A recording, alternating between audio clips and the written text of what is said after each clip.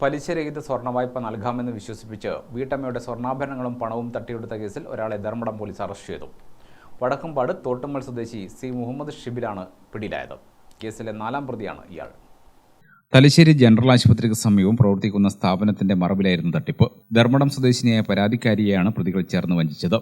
പ്രതികൾ ചേർന്ന് പരാതിക്കാരിയെ സമീപിച്ച് 1 വർഷത്തേക്ക് പലിശരഹിതമായി സ്വർണ്ണ വായ്പ നൽകാമെന്ന് വിശ്വസിപ്പിക്കുകയായിരുന്നു. വായ്പാ കാലാവധി കഴിയുമ്പോൾ തുക തിരിച്ചടച്ചാൽ പണയം വെച്ച അതേ സ്വർണ്ണമോ അല്ലെങ്കിൽ അതിനു തുല്യമായ തൂക്കത്തിൽ ആവശ്യപ്പെടുന്ന പുതിയ മോഡലുകളോ നൽകാമെന്നായിരുന്നു വാഗ്ദാനം. 2,50,000 രൂപ വായ്പക്കായി 62.300 ഗ്രാം സ്വർണ്ണാഭരണങ്ങൾ പരാതിക്കാരിൽ നിന്നും കൈക്കലാക്കി. കൂടാതെ സ്വർണം തിരികെ നൽകാമെന്ന് പറഞ്ഞ് 1,25,000 രൂപ കൂടി കൈവശപ്പെടുത്തി. പണം കൈപ്പറ്റിയ ശേഷവും പണയം വെച്ച സ്വർണ്ണമോ നൽകിയ പണമോ തിരികെ നൽകാത്തതിനെ തുടർന്ന് ധർമ്മടം പോലീസിൽ പരാതിപ്പെടുകയായിരുന്നു. കേസിൽ പിണറായി സ്വദേശി ഇ പ്രകാശൻ നേരത്തെ അറസ്റ്റിലായിരുന്നു. പ്രതികൾ 3 കോടിയോളം രൂപയുടെ തട്ടിപ്പ് നടത്തിയതിനും മറ്റുമായി വിവിധ സ്റ്റേഷനുകളിൽ 30ഓളം കേസുകളുണ്ടെന്ന് പോലീസ് പറയുന്നു. Dharmadam police station inspector Hari KP നിർദ്ദേശപ്രകാരം SI J Shajeem, SI Nijesh, CPO Sajin, CPO Sona എന്നിവർ ചേർന്നാണ് പ്രതിയെ പിടികൂടിയത്. ഗ്രാമിക ന്യൂസ്, തലശ്ശേരി.